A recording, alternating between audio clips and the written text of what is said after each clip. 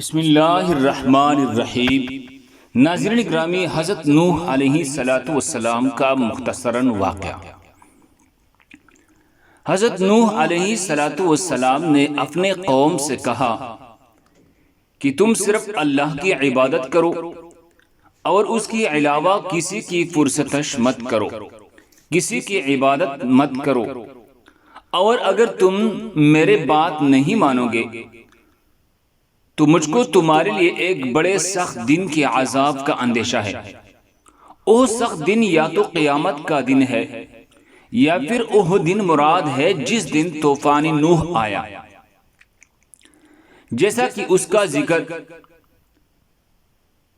اسی طرح واقعات میں آیا ہے۔ حضرت نوح علیہ السلام کی یہ دعوت سن کر ان کی قوم کے سردار کہنے لگے، اے نوح علیہ السلام، تو بڑی زبردست غلطی پر ہے کہ ہم کو اس راستہ پر لے جا رہے ہیں جو ہمارے بزرگوں کے خلاف ہے۔ وہ بت پرستی کرتے تھے اور تم خدا پرستی کی دعوت دے رہے ہو۔ ہم تمہاری یہ بات ہرگز نہیں مانیں گے۔ حضرت نوح علیہ السلام نے فرمایا، اے میرے قوم، میں ذرا بھی غلطی پر نہیں، کیونکہ یہ بات میں تم کو اپنے طرف سے نہیں کہہ رہا ہوں، بلکہ اس جہاں کے فدا کرنے والے ارحم الراحمین اللہ عز و جل، اللہ جل شانہ کا پیغام تم کو سنا رہا ہوں۔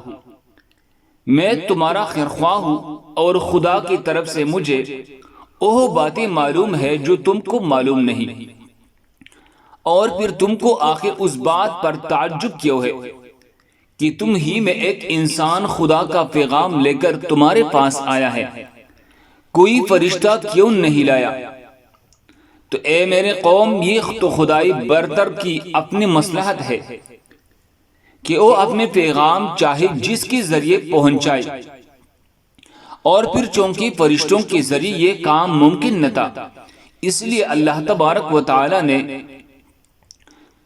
تمہیں ایک شخص کی سپرد یہ کام فرمایا ہے تاکہ وہ تمہارے خدا کی نافرمانی کرنے پر اس کی عذابات سے ڈرائے اور تم ڈر کر اس کی نافرمانی سے بچ جاؤ، اور پھر وہ تم سے راضی ہو کر تم پر رحم کرے، تم پر اپنی انعامات کی بارش برسائے۔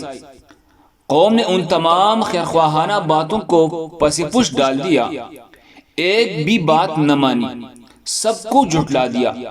اس پر اللہ تبارک و تعالی نے ان کو غرق کر دیا، ان پر طوفان لایا، اور جو لوگ ان کی دعوت کو قبول کر چکے تھے ان کو کشتی میں سوار کر کے طوفان سے بچا لیا۔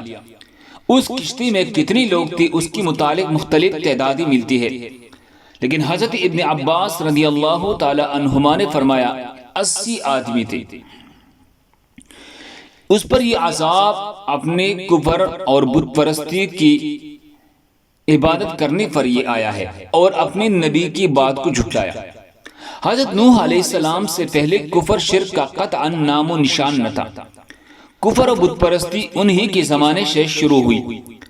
علماء تفسیر نے لکھا ہے کہ بت پرستی کی ابتدا اسی طرح ہوئی کہ جو لوگ نیک اور صالح تھے، جب ان کا انتقال ہو چکا تو ان کے معتقدین نے ان کی قبروں پر مقبرے بنا لے اور ان کی تصویری بنا کر ان مقبروں میں رکھنے لگے، اس نیت سے کہ ان کی تصویریں سامنے رہیں گے تو ان کی یاد تازہ رہے گی، اور عبادت اور ریاضت میں ہم انہی کی طریقے پر چلتے رہیں گے۔ کچھ مدت کے بعد یہ تصویریں پتلوں کی شکل میں بدل گئی اور پھر ان کا ادب احترام کرنے لگے، اور بالآخر نوبت بت پرستی تک پہنچ گئی۔ یہ سب شیطانی حرکتیں تھے کہ وہ انسان کو آہستہ آہستہ ڈال کر بالآخر گناہ میں مبتلا کر ہی دیتا ہے۔ اللہ ہم سب کو اس پر عمل کرنے کی توفیق عطا فرمائے۔ جزاکم اللہ خیر۔